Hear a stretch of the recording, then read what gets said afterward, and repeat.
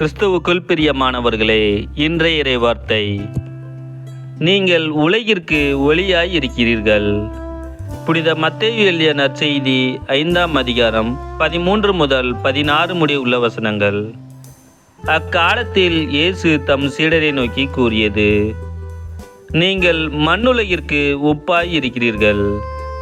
உப்பு ஓர்பற்று போனால் எதை கொண்டு அதை ஓர்ப்புள்ளதாக்க முடியும்? அது வெளியில் கொட்டப்பட்டு மனிதரால் மிதிபடும், வேறு ஒன்றுக்கும் உதவாது. நீங்கள் உலகிற்கு ஒளியாய் இருக்கிறீர்கள். மலை மேல் இருக்கும் நகர் மறைவாய் இருக்க முடியாது. எவரும் விளக்கை ஏற்றி மரக்காலுக்குள் வைப்பதில்லை, மாறாக விளக்கு தண்டின் மீதே வைப்பர்.